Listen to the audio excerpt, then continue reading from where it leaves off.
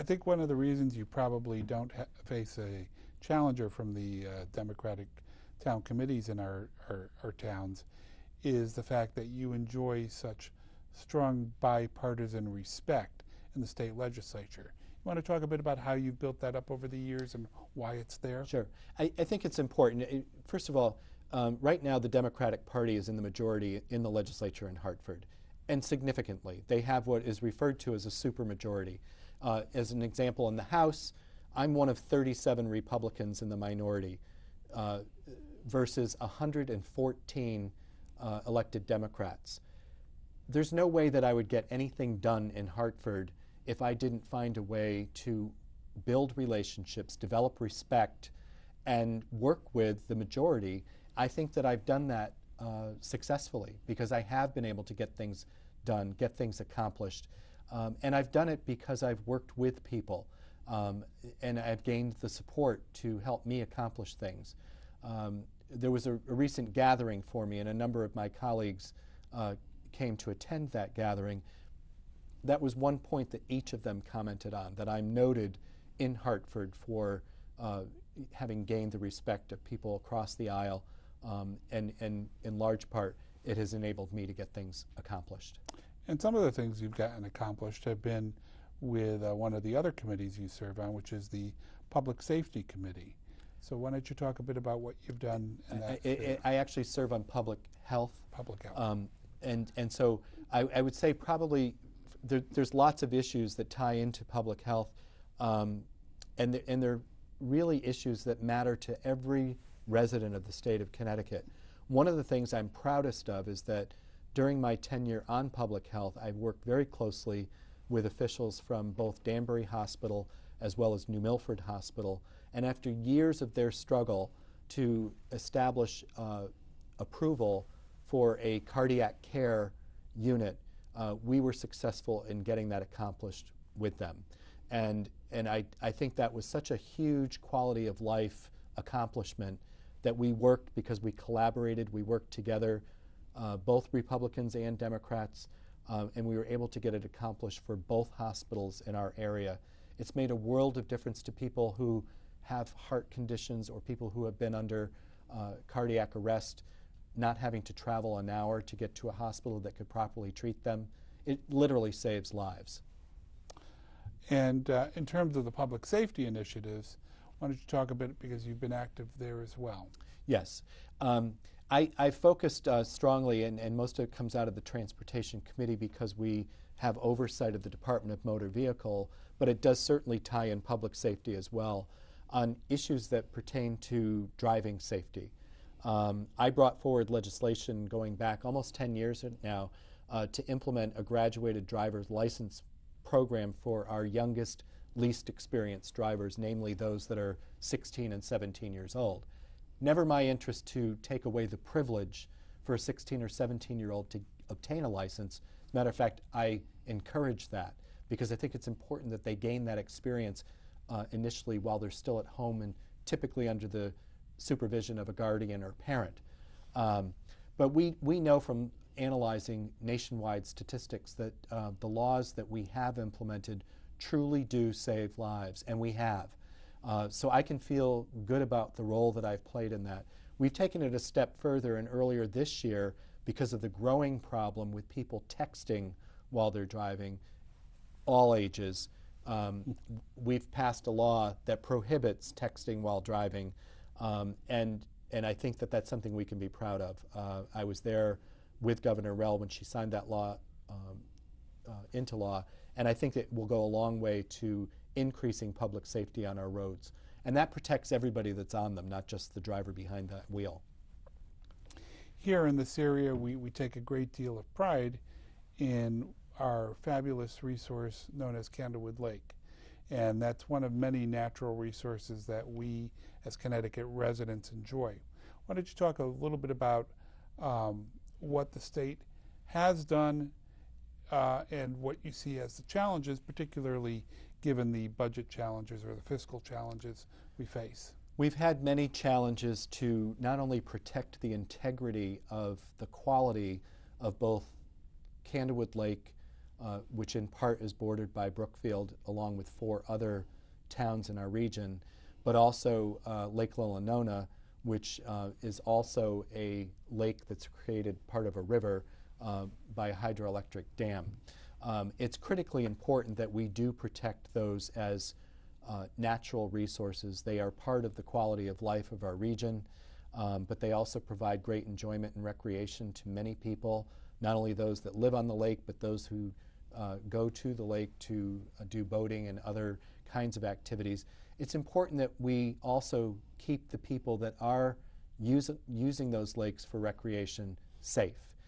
We rely upon the authority of the Department of Environmental Protection. They have law enforcement officers which are supplemented by local police officers to protect the safety on those lakes. And we've passed recent measures not only that deal with the post-deregulation laws that have allowed the lakes to be sold. We've tried to work closely with local residents who are on the Lake Authority in that regard, but we've also worked with them in regard to law enforcement for boating safety on the lake. Because we recognized there was a very significant fatal accident that took place during a bass tournament on Candlewood Lake a couple of years ago, and lives were lost. And so we try to learn from those circumstances and do something constructive that's going to prevent those kinds of things from happening again. If you were going to define the single biggest priority after the fiscal crisis, what would it be as you're looking at your next term in office?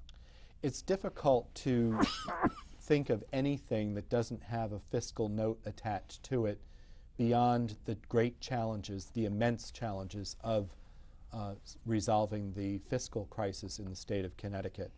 I have always been a very strong supporter of our state university system as an example, and we've made great strides and great improvements to every one of them, including our flagship UConn, which we can all be proud of. It not only is known for its great athletic program, but it's a great university for higher education. And then we have great other universities, including Western Connecticut State University. And so I would say that that's another area that's important to the state. It does draw people here. It helps retain people here. We can be very proud of that state university system. Earlier this year, I worked on legislation which was passed to create a doctoral of nursing program at WestConn. Another achievement that we've made that really puts us at a higher level as far as out-of-state students considering Connecticut as a place to gain their higher education. And so at this point in your role as a state representative, how do you maintain contact with your constituents in Bethel? Because it's easy, I presume, or easier in Brookfield where you reside currently and work.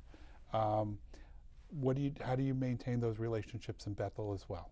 Every way I can, Alex. And I really take that seriously. I try to do every way. I do mailings to constituents on an ongoing basis. Yep. I do e-blasts and take advantage of the cost effectiveness of electronic mail. And so there's a whole variety of ways that we communicate on a very routine basis. I take it a step much further than that, though, because I serve presently on a number of area boards, including I serve on the board of directors of the regional YMCA. I serve on the board of directors of regional hospice. I serve on the board of directors of one of our Chamber of Commerce's, among other community organizations.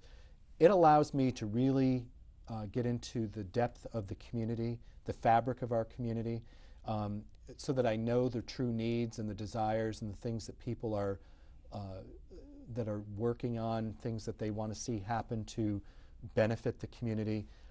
So my job is never over. I don't only work as a lawmaker and a legislator while we're in session in Hartford, but I'm very much an active member of our greater community, not just Brookfield and Bethel, but the whole greater Danbury area. As you know, my wife and I are on separate sides of the aisle, and we've always maintained a policy, or for the most part have maintained a policy of not putting a sign in front of our yard unless we happen to concur on the Candidate. And I'm happy to say that for over a decade, we've had a Scribner sign in our front lawn. Above and beyond the respect you've earned with people on the other side of the aisle in Hartford, how do you think that's translated into our own community?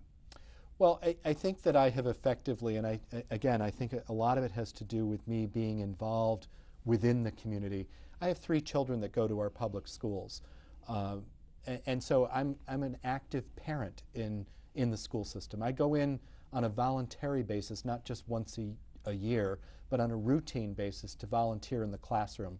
I sit down, I talk to kids. This past April, I had nearly 500 students from our elementary schools in Brookfield and Bethel visit the state capitol. And I spent time with every single one of those classes that came because it's important to them. I want them to learn about government. I want them to be proud of the government that serves them.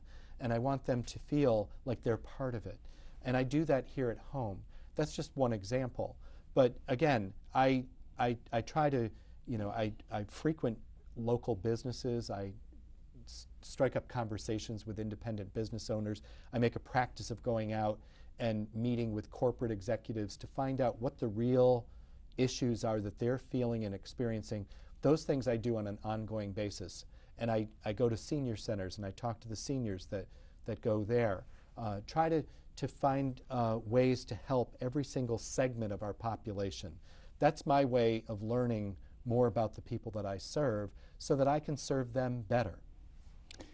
And if you were to cite a group in our society or our community that tends to be underserved right now and perhaps needing more of the resources, what comes to mind when I suggest that?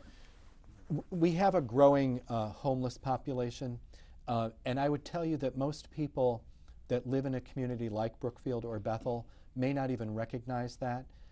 I've had people turn to me in the last couple of years in desperation because they actually not only had lost perhaps both their jobs, but they've now lost their home and maybe even their car. And I've been able to work with state agencies and local agencies to provide them with guidance, direction, comfort, security, relocation. Those things are critically important to the people in most need. And I think oftentimes they really fall under the radar screen and people don't realize that there are people in those dire circumstances amongst our population. If I can do anything to help them, I'm very happy to do it, and I'm proud to say that I have.